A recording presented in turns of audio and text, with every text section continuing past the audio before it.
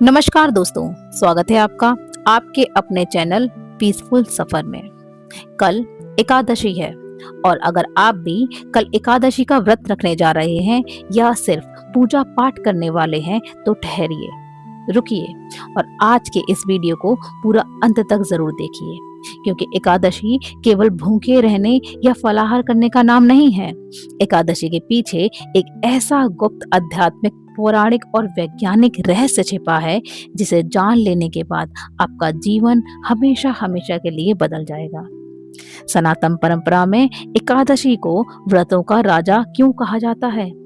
क्यों पद्म पुराण और श्रीमद् भागवत में लिखा है कि एकादशी का एक व्रत इंसान के जन्मों जन्मों के पापों को भस्म कर सकता है?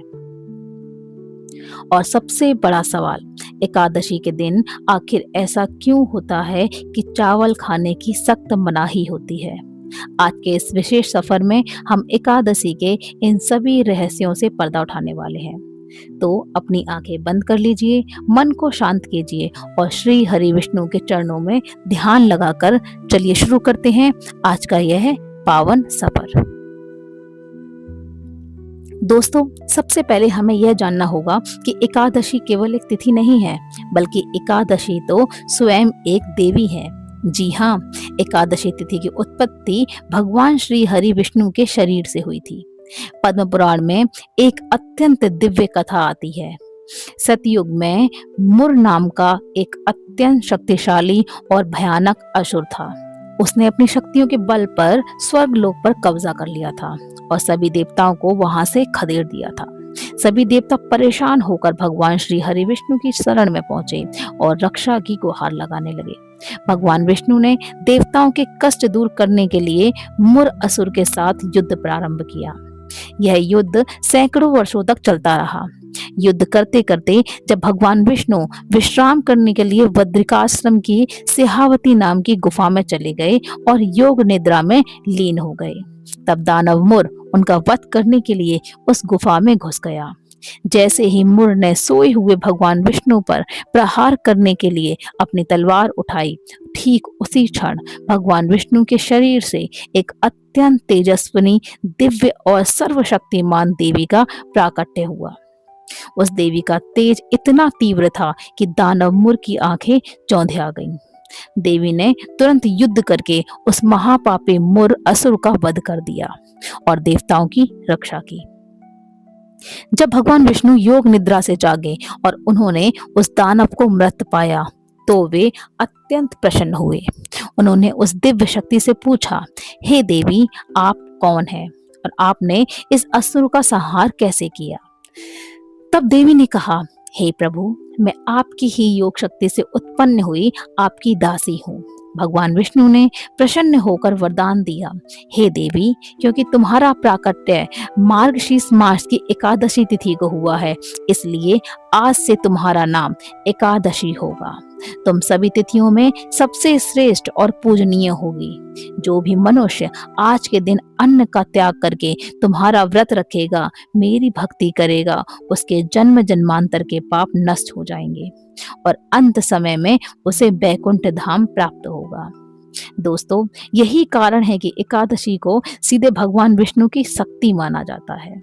अब आते हैं दूसरे और सबसे बड़े आध्यात्मिक रहस्य पर। आखिर एकादशी शब्द का वास्तविक अर्थ क्या है?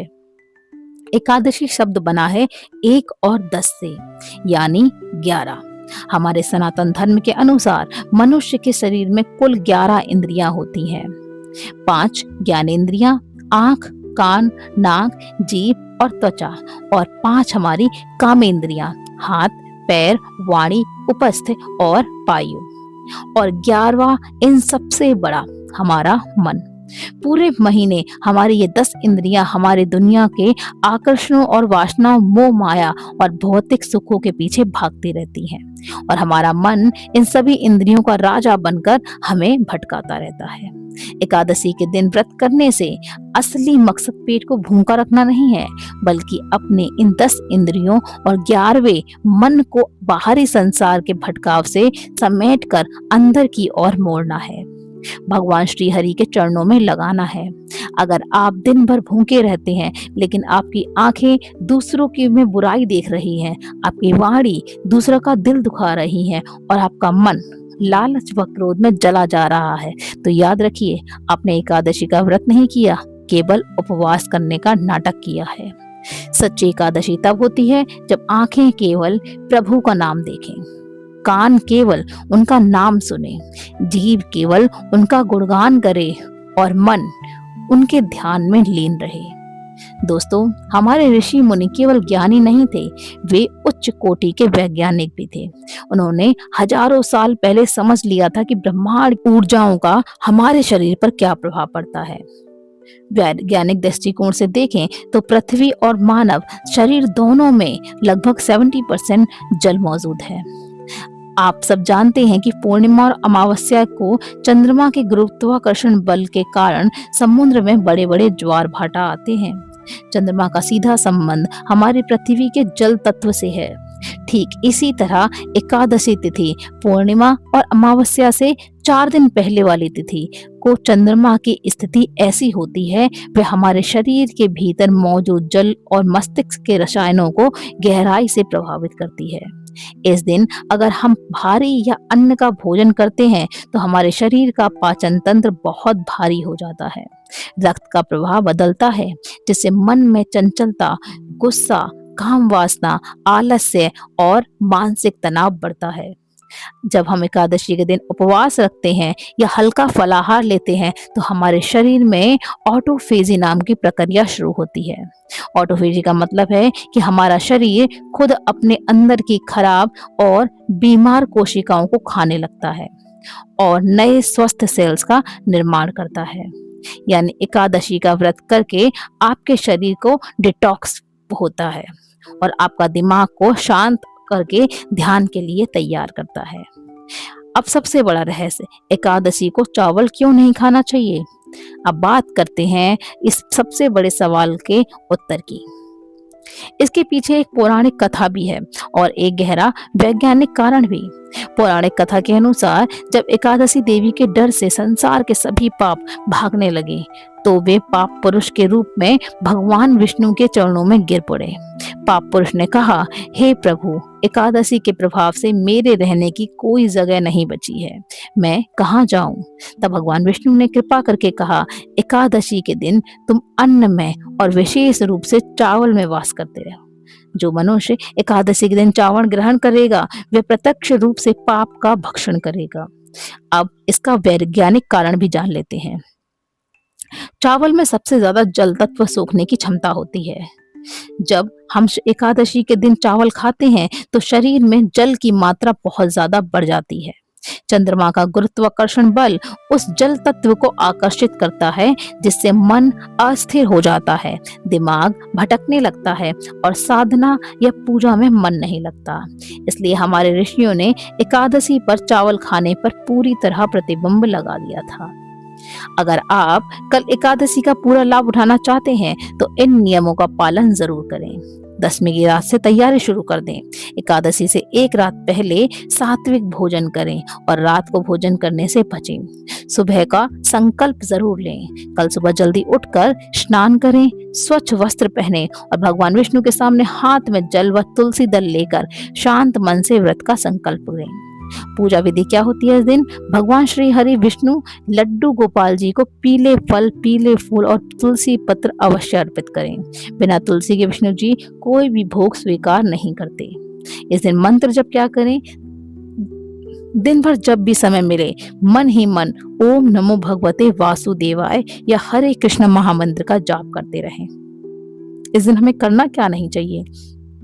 इस दिन किसी की चुगली ना करें, गुस्सा ना करें, असत्य ना बोलें, दाढ़ी या बाल ना कटवाएं और घर में झाड़ू लगाते समय ध्यान रखें कि कोई सूक्ष्म जीव ना मरे।